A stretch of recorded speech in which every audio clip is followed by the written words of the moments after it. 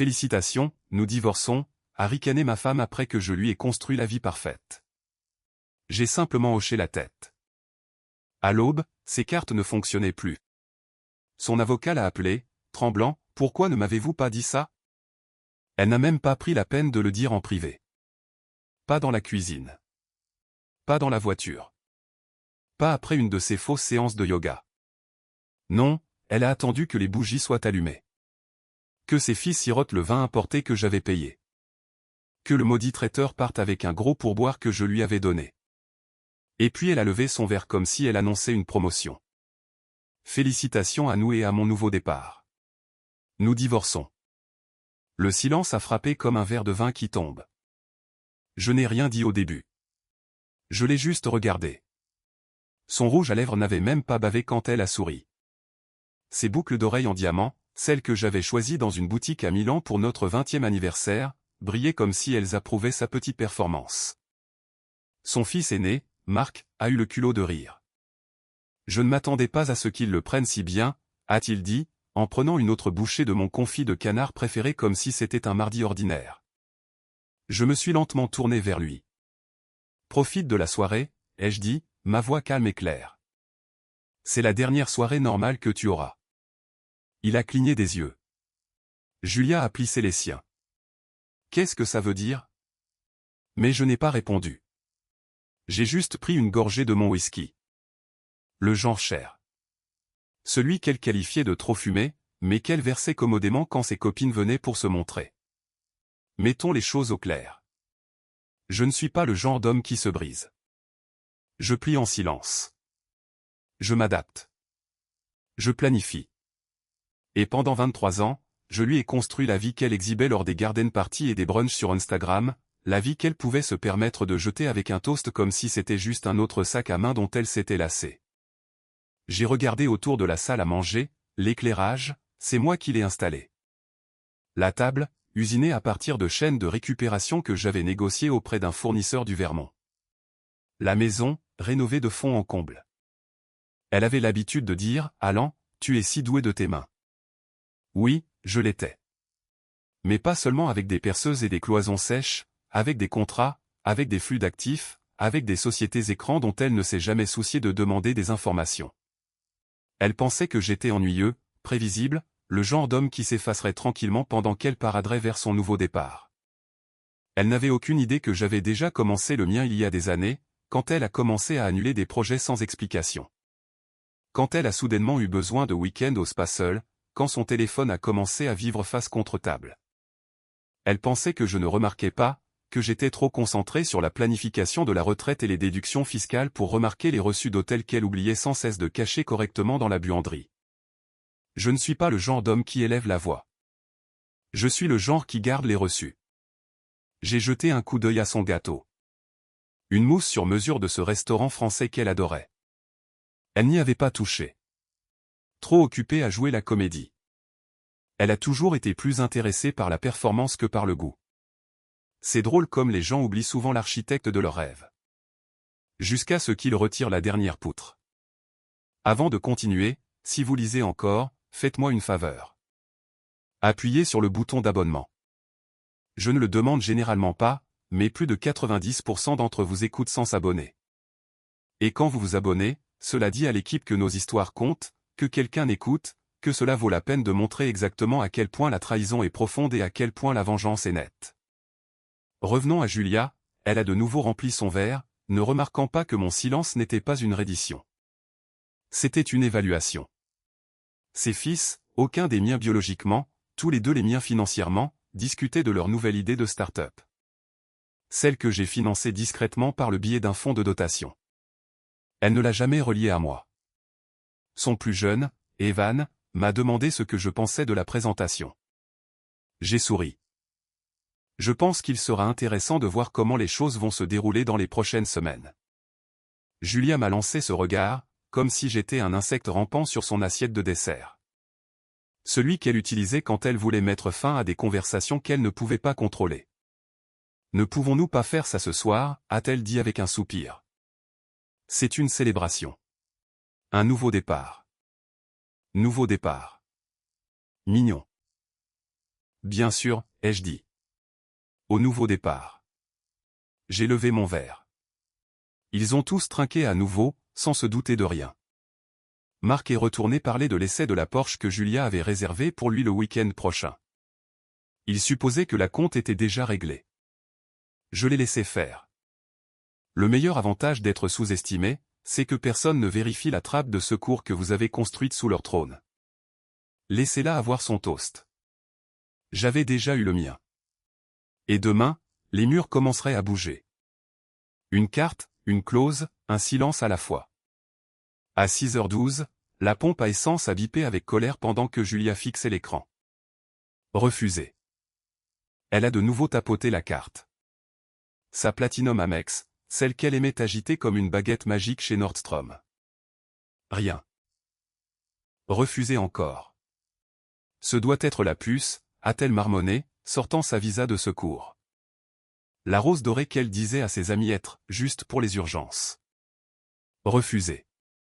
L'écran a clignoté en rouge. La pompe s'est réinitialisée.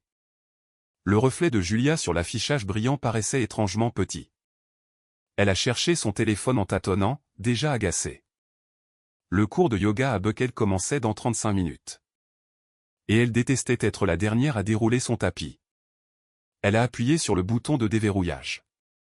Pas de signal. Elle l'a levé plus haut, s'est déplacée du côté passager comme si cela allait magiquement invoquer la 5G. Toujours rien. Elle a tapé sur son application bancaire.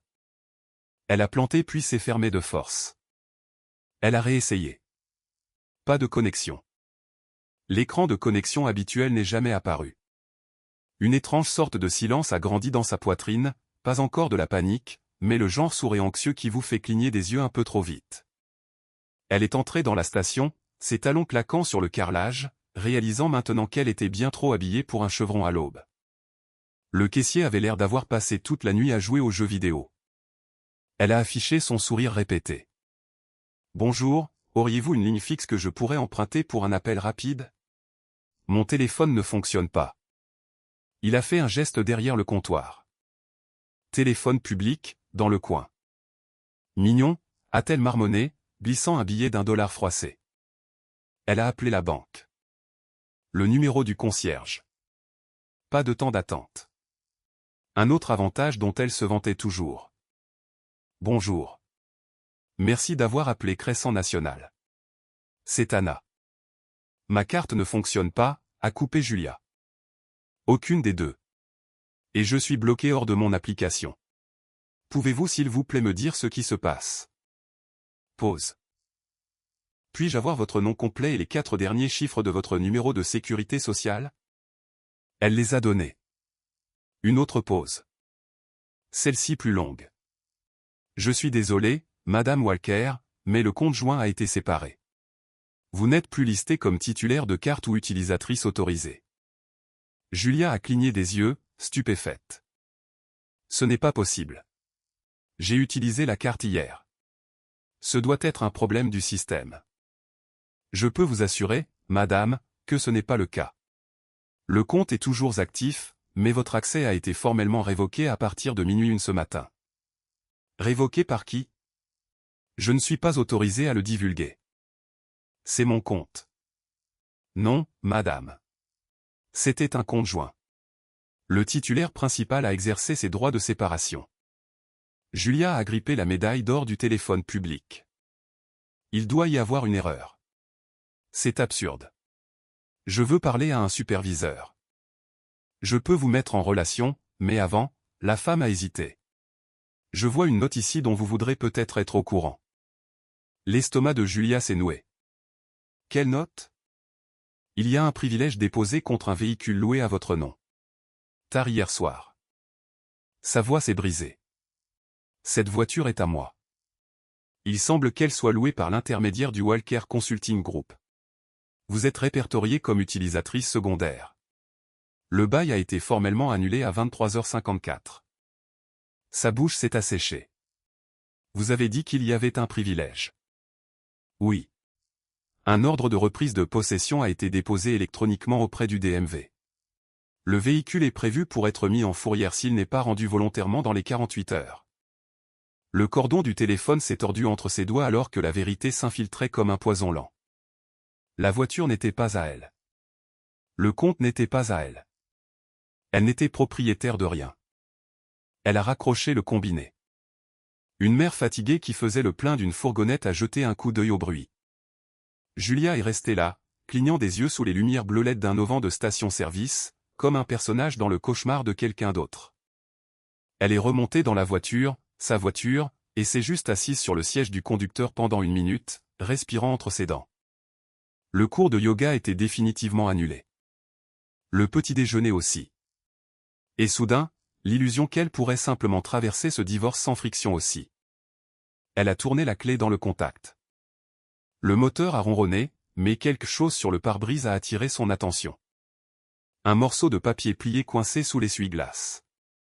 Pas une contravention, pas d'écriture manuscrite, juste un bout de papier imprimé comme un reçu. Elle est sortie, l'a arraché. En majuscule, véhicule signalé pour surveillance électronique. Restitution dans les 48 heures pour éviter les pénalités.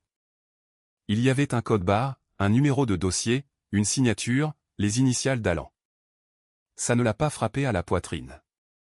Ça a frappé plus bas, comme si la gravité se déplaçait sous elle, comme si le sol de toute sa vie commençait à glisser. Elle est restée sur le parking, tremblante. Il était 6h19. Elle n'avait pas d'argent, pas d'accès et aucune idée de ce qu'Alan avait bien pu faire pendant la nuit.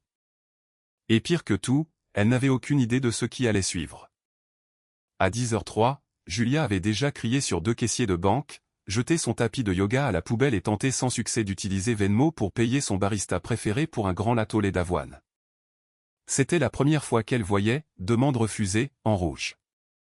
Elle se sentait comme un fantôme avec un sac à main.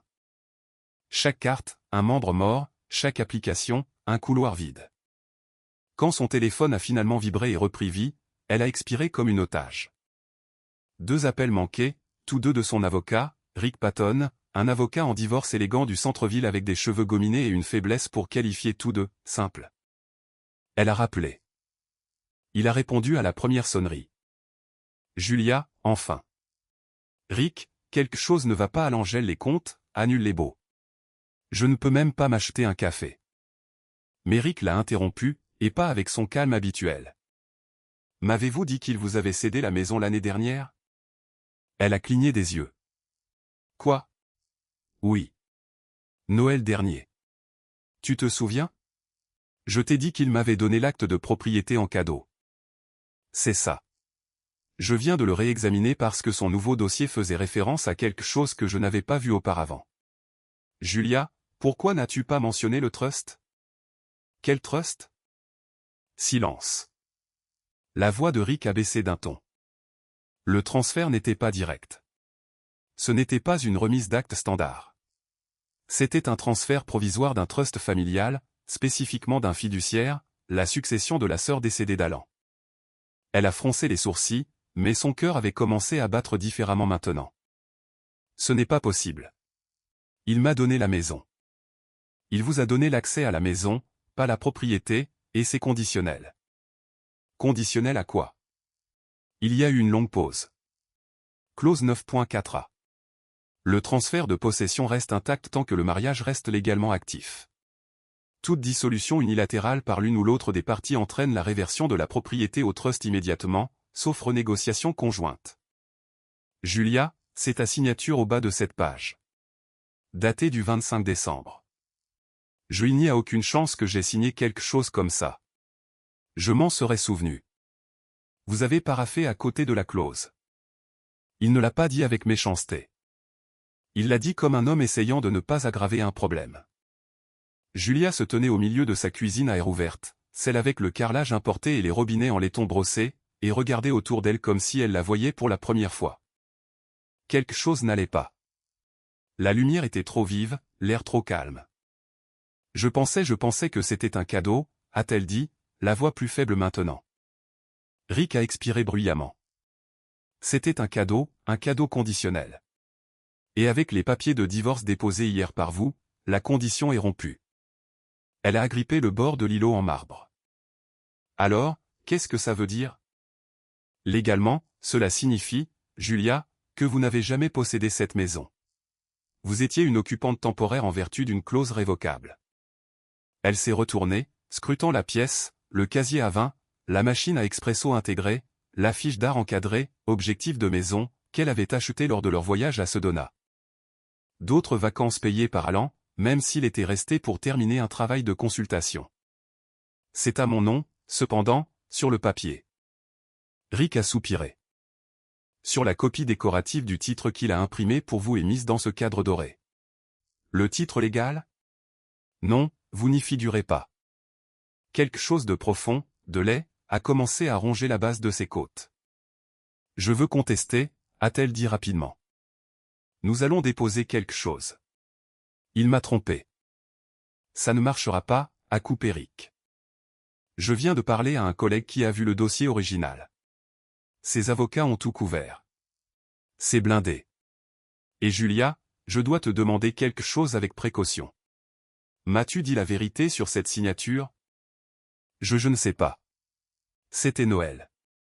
Nous avions bu du vin. Il a dit que c'était symbolique. Pas symbolique, a dit Rick, la voix plate. C'était stratégique. Elle a senti le poids de son peignoir sur ses épaules maintenant, comme s'il était fait de sacs de sable.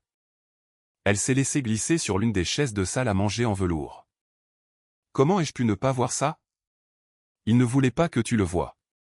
C'est tout l'intérêt. Julia a fixé le sol car l'effroi. Chaque centimètre de cette maison, chaque mur qu'elle avait posté sur Instagram, chaque, juste une autre rénovation, dont elle avait parlé à ses amis, tout avait été construit sur une illusion. Elle s'est levée soudainement. Je dois appeler Alan. Je ne le ferai pas, a dit Rick. Pas encore. Pourquoi pas?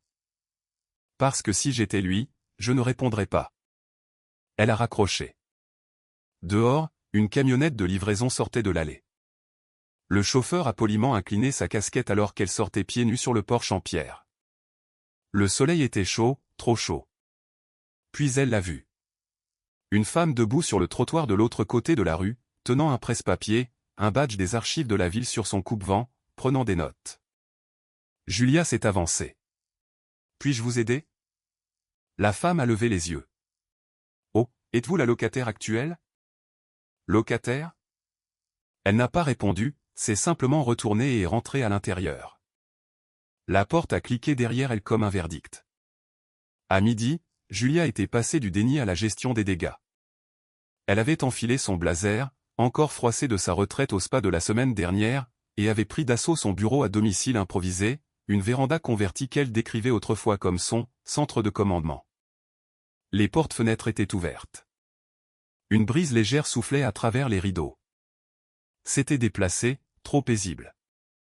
Elle a ouvert son classeur, qui était principalement rempli de cahiers de motivation et de vieux horaires de pilates, et a commencé à arracher tout ce qui portait le nom d'Alan, formulaires fiscaux, avis de retraite, documents de trust qu'elle n'avait jamais lus, mais signés parce que, comme elle le disait, Alan s'occupe de toutes les choses sérieuses. Un dossier s'est démarqué, épais, beige, avec une languette dorée qu'elle ne reconnaissait pas. Elle l'a ouvert. À l'intérieur, une déclaration de trust officielle, trouvée avec des sceaux. Le nom sur la première page l'a glacé. Walker Family Trust. Bénéficiaire successeur des Whitman, décédé. Darla, la sœur aînée d'Alan, était morte il y a 6 ans. Julia avait porté du Chanel noir au service commémoratif et l'avait qualifié de bon goût mais pas trop lourd. Elle n'avait jamais été proche. Darla était calme, précise, toujours en train de lire des contrats et de prendre des notes dans les marges avec cet étrange stylo plume qu'Alan gardait dans son tiroir. Julia a tourné la page. Il y avait une clause surlignée à l'encre vert tendre. Le style de Darla. L'occupation de la propriété résidentielle au 812 Lark Drive est accordée sur une base continue aux partenaires listés J.O. Walker, à condition que le statut matrimonial légal reste ininterrompu. Et en dessous, en cas de dissolution, unilatérale ou mutuelle, la révocation de l'occupation peut être déposée sans appel. Sa signature. Elle était là. La même boucle sur le J. La même petite queue sur le W qu'elle utilisait quand elle essayait d'être élégante. Datée de 2 jours avant Noël. Elle se souvenait de cette nuit. Alan avait dit, juste quelques mises à jour. Des affaires de succession de fin d'année. Il lui avait versé ce rouge qu'elle aimait. Mis du jazz doux. Il y avait eu 3 pages à signer. Elle avait été trop occupée à penser à l'ensemble de bagages assortis qu'elle voulait. Les papiers lui ont glissé des mains. Elle ne possédait même pas les poignées de porte. La sonnette a retenti. Elle a ouvert, s'attendant à moitié à voir Alan ou un coursier, peut-être une équipe de nouvelles à ce stade. Au lieu de cela, une petite femme en blazer bleu marine se tenait là, tenant une enveloppe Kraft. « Madame Walker ?»« Oui. Je m'appelle Darla Evans. Je suis l'avocate du Walker Trust. » Julia a dévisagé. « Attendez, Darla ? Darla qui ? Darla Evans. Pas Darla Whitman, votre défunte belle-sœur. J'ai été nommée fiduciaire après son décès. Alan m'a nommé. Je suis ici pour vous remettre un avis de révocation d'occupation temporaire. » La gorge de Julia s'est asséchée. Vous ne pouvez pas simplement débarquer et me mettre à la porte. Je ne mets personne à la porte. Je remets des papiers. Sa voix était calme, professionnelle, polie, mais inébranlable. C'est ma maison, a sifflé Julia. Alan me l'a donnée. Darla a hoché la tête lentement. L'occupation conditionnelle vous a été accordée par le biais du trust. Cette condition était le statut matrimonial. Votre demande de divorce reçue hier. Elle a vérifié la première page. Votre avis de divorce unilatéral a activé la clause 17.2 du trust. Elle a tendu l'enveloppe. Julia ne l'a pas prise. Darla l'a posée doucement sur le porche en pierre. La révocation est effective dans 14 jours calendaires. Si vous choisissez de quitter les lieux plus tôt, vous éviterez l'étape de l'exécution forcée. Qu'est-ce que ça veut dire, bon sang ? Darla a souri faiblement. Cela signifie que le trust peut légalement vous faire expulser, mais c'est toujours un dernier recours. Elle s'est retournée pour partir, puis s'est arrêtée. Aussi, juste pour que vous soyez au courant, l'abri de jardin et le terrain arrière ne sont pas inclus dans votre accord d'accès temporaire. Ils font partie d'une holding distincte listée sous Walker Legacy Green LLC. Julia a cligné des yeux. Ce stupide abri ? Celui qu'elle laissait Evan utiliser comme studio de musique ? Alan avait aussi enveloppé ça. Elle est sortie, sa voix s'élevant. A-t-il planifié ça ? A-t-il commencé ça il y a des années ? Darla ne s'est pas retournée. Madame Walker. Alan est très minutieux et très patient. La porte s'est refermée derrière elle. Julia est restée immobile dans l'entrée. Chaque mur, chaque armoire, chaque centimètre de parquet poli qu'elle avait autrefois décrit à ses amis comme « son rêve de design » semblait soudain emprunté. Elle a attrapé son téléphone et a appelé Rick. Messagerie vocale. Elle a rappelé, toujours la messagerie vocale. Puis son écran a clignoté. Appel entrant. Inconnu. Elle a répondu. Julia, c'est Eric. Essoufflé. Je viens de recevoir un appel de l'avocat de la partie adverse. Ils ont déjà déposé une demande d'exécution pour la restitution de la propriété. Ça va vite. Je viens de parler à quelqu'un du trust, une certaine Darla. L'avocate d'Alan a coupé Eric. C'est un fantôme dans les dossiers judiciaires. Mais tous les juges la connaissent. Si elle livre les avis en personne, cela signifie qu'Alan verrouille tout ça de manière hermétique. Mais ils ne peuvent pas simplement révoquer la maison. J'habite ici. Julia, tu as tout signé et ils ont préparé ça pendant des mois. Elle s'est assise sur l'escalier, stupéfaite. Le bois semblait plus froid que d'habitude. Rick a soupiré. Nous devons nous voir maintenant. Alors qu'elle raccrochait, son regard a été attiré par l'œuvre d'art au-dessus du banc du couloir. Il était écrit « Construis une vie dont tu n'as pas besoin de prendre des vacances ». Elle détestait cette citation maintenant parce qu'elle n'avait rien construit du tout. Elle avait emménagé dans l'architecture de quelqu'un d'autre, et maintenant les murs lui demandaient poliment de partir. À 14h42, Julia est sortie de la maison en trombe, portant une paire de lunettes de soleil surdimensionnées et le blazer le plus serré qu'elle possédait. Elle avait besoin d'air. Elle avait besoin de validation. Plus que tout, elle avait besoin de contrôle. Quelque chose à quoi s'accrocher avant que l'illusion entière de sa vie ne se désintègre complètement. Et cela signifiait faire ce qu'elle faisait toujours quand son monde lui semblait petit. Elle a conduit.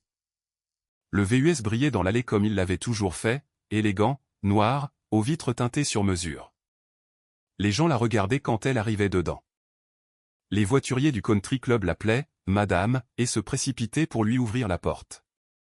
Les baristas de Blue Bench se souvenaient de sa commande. « Oh, vous êtes celle avec le X9. On l'adore celui-là. » Alan lui avait tendu les clés 3 Noël auparavant dans une boîte Tiffany avec un petit ruban et avait dit « Tu mérites le meilleur. » Elle avait pleuré, posté une photo avec la légende « Mon mari me connaît ». Les j'aime avaient atteint 4 chiffres à minuit. Aujourd'hui, cependant, quelque chose était différent. Un papier flottait sur le pare-brise, scotché directement dans le coin côté conducteur, officiel et en gras comme s'il voulait être vu. Julia s'est figée au milieu de son pas. Ses talons ont cliqué une fois de plus contre le trottoir avant qu'elle ne l'atteigne. Avis de reprise de possession émis par la division régionale de l'exécution des baux. Idée du véhicule X9WC4-119. NIV se terminant par 6732. Bailleur WMCG Holdings LLC. Statut effectif immédiat, bail résilié. Récupération autorisée en attente. Son estomac s'est tordu. WMCG. Qu'est-ce que c'était que ça? Puis elle a compris. Walker Moore Consulting Group. L'entreprise d'Alan. Celle dont il disait en plaisantant qu'elle l'occupait à peine. Elle avait toujours pensé que c'était juste son projet de vanité à la retraite. Elle s'en moquait même pendant les soirées vin entre filles. Il a encore besoin de se sentir important. Je le laisse avoir sa petite entreprise. Il s'est avéré que sa petite entreprise possédait sa maudite voiture. Elle a arraché le papier, a tapé du pied jusqu'au côté conducteur et a essayé la poignée. Déverrouillé. Bien. Au moins. Elle a mis le contact. L'écran a clignoté puis s'est bloqué. Connexion sécurisée désactivée.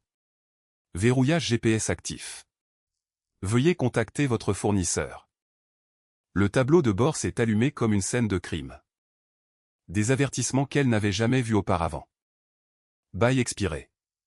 Appelez le support. Immobilisation en cours. Sa main a agrippé le volant. Elle n'allait nulle part. Elle a de nouveau appelé Rick. Messagerie vocale. Elle a appelé Alan. Directement sur la messagerie vocale. Sa voix s'est brisée. Alan, je jure devant Dieu, tu penses que c'est drôle? Tu penses que me couper les vivres et jouer au théâtre de la saisie de voiture fait de toi une meilleure personne? Elle a raccroché, jetant son téléphone dans le porte-gobelet. C'est alors qu'elle a remarqué que la boîte à gants avait été laissée ouverte. À l'intérieur, un papier soigneusement plié. Elle s'est penchée, l'a sorti. Contrat de véhicule. Numéro de bail 448 WMCG. Locataire, Walker Moore Consulting Group. Conducteur autorisé, Julia Walker, révoqué le 3 octobre à 1h01. Dans la marge, quelqu'un avait écrit une note. Pas l'écriture d'Alan. Probablement celle de Darla. Vous n'êtes pas le locataire enregistré. Le véhicule sera récupéré à 18h sauf s'il est rendu volontairement. La phrase piquait plus que tout le reste. Vous n'êtes pas le locataire enregistré. Julia a claqué la boîte à gants et s'est assise, haletant comme si elle avait couru un mile en montée. Comment était-ce possible? Il lui avait donné les clés, le ruban, la boîte. Ça signifiait quelque chose. Sauf que non. Ça ne signifiait rien. Elle criait avant même de s'en rendre compte. Une rage à plein gosier, le visage rouge, contre personne en particulier. Contre Alan, contre le papier, contre la maudite société de leasing avec ses verrous numériques et ses petits avis suffisants. Elle a ouvert la porte et a jeté le bout de papier de reprise froissé sur la pelouse. Un couple de personnes âgées promenant leur chien s'est arrêté sur le trottoir. Tout va bien, madame? Julia a montré les dents dans quelque chose entre un sourire et un grognement. Parfaitement. Ils ont continué leur chemin rapidement. De retour dans la voiture, elle a de nouveau essayé de la démarrer. L'écran clignotait simplement, immobilisé. Son téléphone a vibré avec une nouvelle notification. Solde de votre compte Crescent National, $0. On n'essayait même pas de dorer la pilule. Elle a regardé son reflet dans le rétroviseur. Son rouge à lèvres était craquelé. Sa peau avait l'air sèche. Pendant un instant, elle ne s'est pas reconnue. Ce n'est pas comme ça que la journée était censée se dérouler. Ce n'est pas comme ça qu'elle était censée se dérouler. 10 minutes plus tard, une dépanneuse est lentement apparue au bout de la rue. Elle l'a regardée, hébétée. Elle savait au fond d'elle qu'Alan ne s'arrêterait pas à la maison ou à l'argent. Pas lui. Pas l'homme qu'elle avait un jour qualifié d'ennuyeux autour d'un verre de vin. Celui dont elle avait dit qu'il n'avait plus de feu en lui. Apparemment, il l'avait juste gardé pour ça. La marque de Julia avait toujours été la fumée, les miroirs et la lumière tamisée. Sa carte de visite indiquait « Julia Walker, consultante en style de vie, embossée en or, imprimée sur du papier de lin de 130 livres ». Sa signature de courriel incluait la phrase « Orchestrer l'élégance pour la femme cadre moderne ». Ses clientes étaient un mélange d'épouses de philanthropes locaux, de conjoints de cadres supérieurs agités et de vieilles amies de retraite de yoga qui la payaient pour organiser leur placard et recommander du papier peint de luxe. Toute sa carrière avait flotté comme une bouteille de parfum Chanel dans un bain chaud, sans être dérangée, douce et jamais remise en question jusqu'à jeudi. Au début, c'était subtil. Un courriel annulant une séance avec Marla Shawn, qui avait un jour décrit Julia comme ça, thérapeute du style. L'objet était « report pour le moment, 20 ». Mais le corps du courriel ne contenait qu'une seule phrase. « Merci pour votre temps ». Pas de nouvelle date, pas d'explication. Julia a haussé les épaules. Peut-être que le mari de Marla voyageait. Peut-être que c'était la saison des budgets. Elle lui a quand même envoyé un texto. Juste un petit message pour espérer que tout va bien. Dis-moi quand ça t'arrange, cœur scintillant. Et n'a reçu aucune réponse. Puis un autre, Angela Singh, a annulé sa réunion de rénovation intérieure de printemps 3 jours avant la date prévue. Pas de message, juste une invitation de calendrier, annulée par l'organisateur. À la 3e annulation, cette fois de Meredith Steele, qui n'avait jamais manqué une séance en 5 ans, Julia a commencé à sentir le froid. Sa boîte de réception, autrefois remplie de messages pétillants et d'échanges de planches d'inspiration, était maintenant principalement composée de reçus et de mises à jour d'expéditions automatisées. Même la discussion de groupe avec ses 4 plus anciennes clientes, le cercle du style, comme elle l'avait nommé, est devenue étrangement silencieuse. Elle a ouvert Instagram et a vérifié ses stories. Meredith les avait vues mais n'avait rien aimé depuis des jours. Angela s'était désabonnée. Désabonnée. Julia s'est assise sur sa chaise de bureau en cuir crème et a chuchoté « Qu'est-ce qui se passe, bon sang ?» Elle a d'abord blâmé les ragots. Le divorce avait une odeur et des femmes comme celle-ci pouvaient sentir le sang à un rayon de 5 miles. Peut-être que quelqu'un avait fait fuiter quelque chose. Peut-être qu'Alan racontait déjà des histoires. Elle a vérifié son propre nom dans les alertes Google. Rien de nouveau. Elle a appelé Marla, directement sur la messagerie vocale. Puis elle a essayé d'envoyer un courriel à quelques nouvelles pistes, des femmes qu'elle avait rencontrées lors des dernières collectes de fonds. Chaque message qu'elle envoyait lui donnait l'impression de jeter des foulards en soie dans une soufflerie. Rien ne revenait. À midi, elle faisait les 100 pas. Sa marque n'était pas grande, mais elle était exclusive.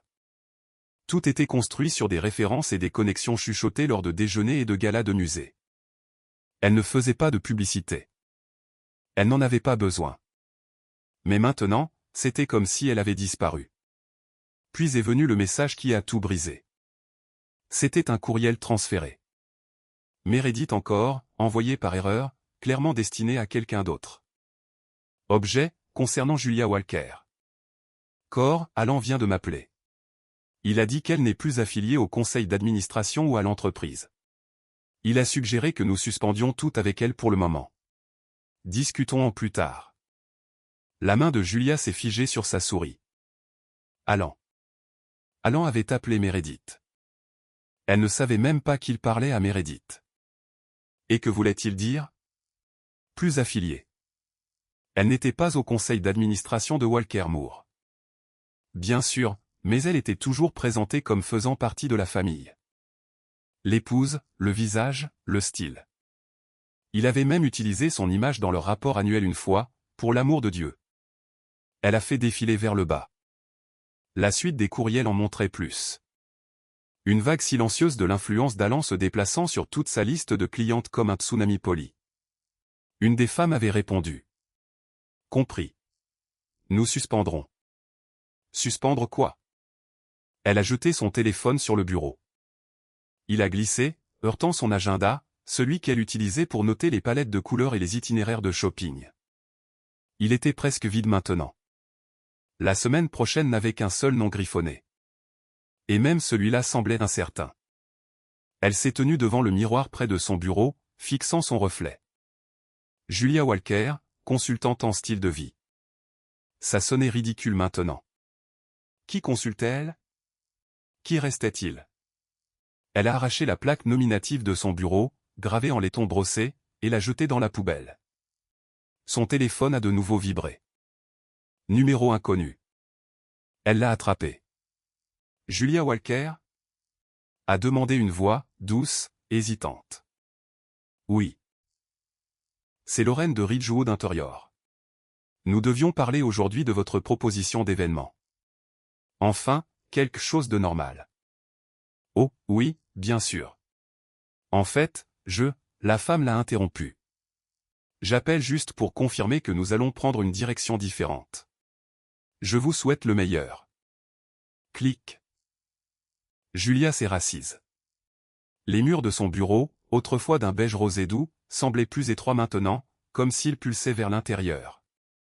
Son empire n'avait jamais été réel. C'était le carnet d'adresses d'Alan, les poignées de main d'Alan en salle de conseil.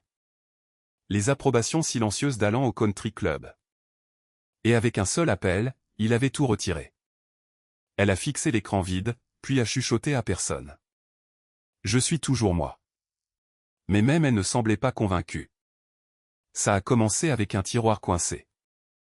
Evan, son plus jeune fils, le seul qui lui reprochait jamais son ton, qui croyait encore à moitié qu'elle avait une boussole morale, fouillait dans le buffet du salon, à la recherche d'une vieille photo du chien de la famille. Il a dit qu'il voulait l'utiliser pour une impression qu'il faisait pour l'école d'art. Julia lui a dit de vérifier le tiroir du bas. Alan y gardait toutes sortes de bric-à-brac. Des presse-papiers, des stylos secs, peut-être de vieilles cartes d'anniversaire. Mais ce qu'Evan a trouvé n'était pas une photo. C'était un dossier Kraft légèrement plié, caché sous une pile de cartes de vœux inutilisées. Il l'a ouvert, feuilletant paresseusement les pages. La plupart étaient du jargon de trust ennuyeux et des formulaires fiscaux qu'il ne comprenait pas, jusqu'à ce qu'il en atteigne un qui était très clair. Titre de propriété 812 Larkspur Drive. Propriétaire, Walker Family Trust. Fiduciaire, Darla Whitman, décédée.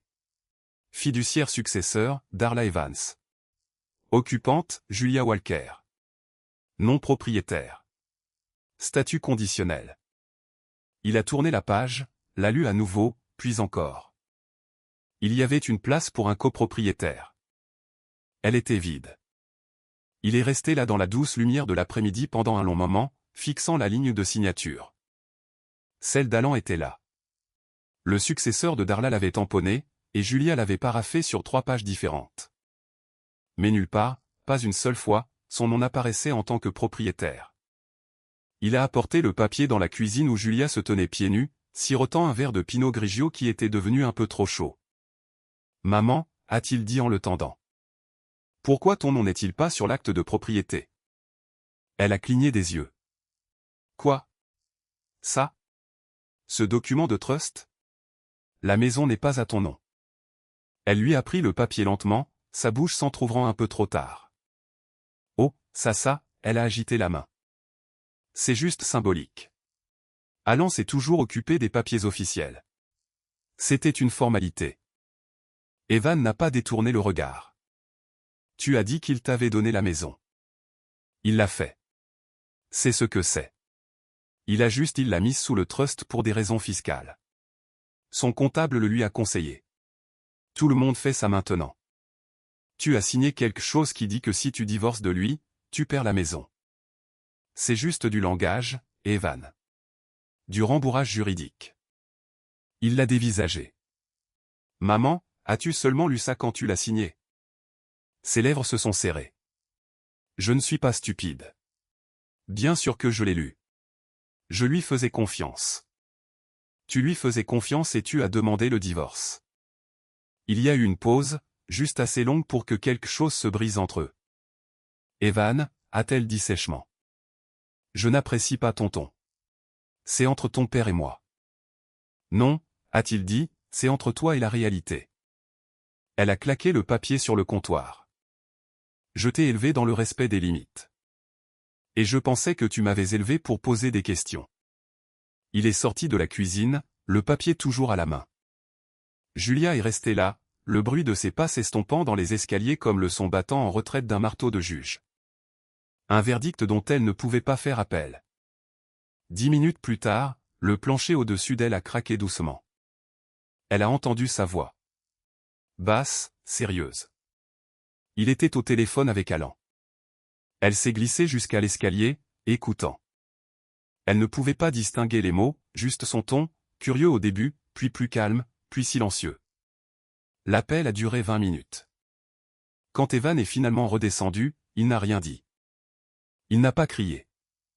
Il n'a pas accusé. Il est juste entré dans la cuisine et a posé le document sur le comptoir devant elle. Son visage était illisible. Elle a levé les yeux. Eh bien? Il a rencontré son regard. Et à ce moment-là, elle l'a vu. Pas de la colère, de la déception. Quelque chose de plus froid que la fureur, quelque chose d'irréversible. Il s'est retourné sans un mot et a franchi la porte d'entrée. Le son de sa fermeture a résonné plus longtemps qu'il n'aurait dû. Julia s'était toujours sentie chez elle dans les banques. Les sols en marbre, la climatisation réglée 2 degrés trop froid, le ton feutré des voix, comme si l'argent exigeait de la révérence.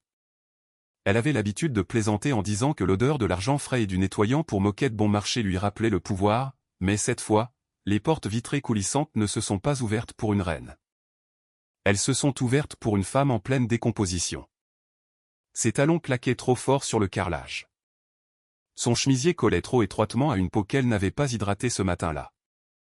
Son maquillage était bon, impeccable même, mais le sourire en dessous tremblait comme une maison construite trop vite sur un sol humide. La réceptionniste l'a saluée comme toujours. Madame Walker, bienvenue. Julia n'a pas répondu. Elle a dépassé la corde de velours et s'est approchée du bureau du directeur sans rendez-vous. Sa voix avait ce ton trop calme de quelqu'un qui a répété la scène dans sa tête toute la nuit. Je voudrais accéder au compte joint Walker, a-t-elle dit, se terminant par 4078. C'est urgent. Le directeur, un homme nommé Philippe, qui avait un jour complimenté son collier lors d'un cocktail de fin d'année, a cligné des yeux poliment. Bien sûr, laissez-moi juste chercher ça. Elle est restée là à le regarder taper. Ses doigts ont plané, se sont arrêtés. Il a jeté un coup d'œil à l'écran, puis de nouveau à elle. Madame Walker, je ne vous trouve pas sur ce compte. Elle a ri trop fort. Cela l'a surprise elle-même. C'est impossible. J'y ai accès depuis des années. Vérifiez à nouveau. Philippe a froncé les sourcils. Je vois bien votre historique. Oui, mais le compte a été restructuré hier à minuit 1. Votre autorisation a été supprimée. Par qui? Sa voix s'est brisée sur les bords maintenant. Vous avez besoin de ma permission pour faire ça. Je crains que non. Monsieur Walker est le titulaire principal du compte. Il a exécuté un transfert vers une nouvelle structure sous son seul nom. Elle s'est penchée en avant. Cet argent est matrimonial. Cet argent est à moi. La voix de Philippe est tombée à un murmure. Vous devrez résoudre cela devant les tribunaux, madame. Non, non, non. Nous n'avons pas besoin des tribunaux. Je demande l'accès à mon argent. C'est tout. Je vais le retirer moi-même. Il a hésité. Ce ne sera pas possible. Pourquoi? Parce que le compte n'existe plus à votre nom et parce que vous n'êtes plus autorisé à retirer des fonds d'aucun des comptes associés sous Walker Holdings. Silence. Julia a regardé autour d'elle. 2 caissiers avaient cessé de taper. Un agent de sécurité se tenait légèrement plus droit. Un client derrière elle a commencé à s'agiter maladroitement, faisant semblant de ne pas écouter. Sa lèvre s'est retroussée. Appelez-moi le superviseur. Madame Walker. Maintenant. Philippe a soupiré et a cliqué sur un bouton. 5 minutes ont passé. Puis 10. Elle est restée là, les bras croisés, les yeux défiant quiconque de la regarder en face. Le superviseur est finalement arrivé. Une jeune femme avec une frange nette et trop d'assurance. Je comprends qu'il y ait eu une certaine confusion, a-t-elle dit doucement. Malheureusement, nous ne pouvons rien faire sans une autorisation écrite de M. Walker ou une ordonnance du tribunal. Julia a frappé sa main sur le comptoir. C'est mon argent. J'ai payé les factures. J'ai approvisionné cette maison. J'étais là depuis toujours. Madame Walker, a dit doucement le superviseur, faisant un signe de tête à l'agent de sécurité. Je vais devoir vous demander de sortir. Une petite foule avait commencé à se rassembler tranquillement, comme toujours quand quelque chose tourne mal en public. Une femme en tenue de sport chuchotait derrière son téléphone. Un vieil homme dans la file a ajusté son appareil auditif pour mieux écouter. La gorge de Julia s'est serrée. Ne me touchez pas, a-t-elle averti alors que le garde faisait un pas en avant. Personne ne touche personne, a répondu le superviseur. Nous avons juste besoin de désamorcer la situation. Désamorcer, a craché Julia. J'ai construit cette vie avec lui. Vous pensez qu'il a tout fait tout seul? Vous pensez? Mais elle ne criait plus. Elle suppliait, implorait. Ils n'ont pas répondu. Ils n'en avaient pas besoin. Ils l'ont simplement guidée doucement vers la porte. Elle a marché le dos raide, clignant des yeux avec force et refusant de laisser une larme couler en public. En sortant sous la lumière vive du soleil, elle s'est figée. De l'autre côté de la rue, un VUS noir tournait au ralenti au bord du trottoir. À l'intérieur, elle l'a vu. Allant. Vitre entr'ouverte. Café à la main. Lunettes de soleil sur le nez. Il n'a pas fait de signe de la main. Il ne s'est pas vanté. Il a juste siroté. Calme, stable, comme un homme regardant un processus se dérouler exactement comme il l'avait conçu. Elle est restée là, haletante, à moitié au soleil, à moitié dans l'ombre. Il n'a pas baissé la vitre. Il n'est pas sorti. Il n'en avait pas besoin. Il avait déjà quitté le bâtiment bien avant qu'elle n'y entre. Ils se sont rencontrés en personne à la demande de Rick. Julia portait des lunettes de soleil malgré leur tardive. Le restaurant était à moitié vide, faiblement éclairé avec une musique de violon flottant depuis le bar. Elle a choisi la banquette du coin sans demander, comme si elle avait encore l'autorité de prendre des décisions. Rick s'est assis en face d'elle, raide, sa mallette en cuir posée à côté de lui comme un témoin silencieux. « Merci de me rencontrer », a-t-elle dit, la voix plate. Rick n'a pas perdu de temps. Il a sorti un épais dossier Kraft et l'a posé sur la table. Le poids de celui-ci a fait cliqueter l'argenterie. « Ceci, » a-t-il dit en tapotant la couverture, « est tout ce que vous auriez dû me donner la première fois que vous êtes venu me voir. » Elle a dévisagé. « Qu'est-ce que c'est ? » « Votre mariage. » Il l'a ouvert lentement, révélant des pages déjà annotées avec des onglets jaunes et des surlignages de couleurs différentes. « Vous avez signé un accord de dissolution conditionnelle il y a 3 ans. » Julia a cligné des yeux. « Je n'ai jamais signé d'accord de divorce. » « Pas un divorce, » a interrompu Rick. « Un accord de dissolution ?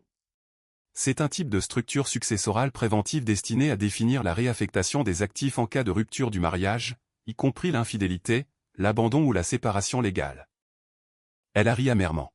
« Vous me dites que j'ai signé ma propre condamnation à mort financière il y a 3 ans. » Rick n'a pas souri. « Vous l'avez signé le jour où Alan vous a nommé co-bénéficiaire partiel du Walker Trust. » Ses doigts ont tressailli. « Ce Noël. » Correct. Le jour où il vous a donné l'acte encadré, la boîte à bijoux avec les clés de la maison, le dîner chez Bella Marie. Je pensais que c'était un cadeau.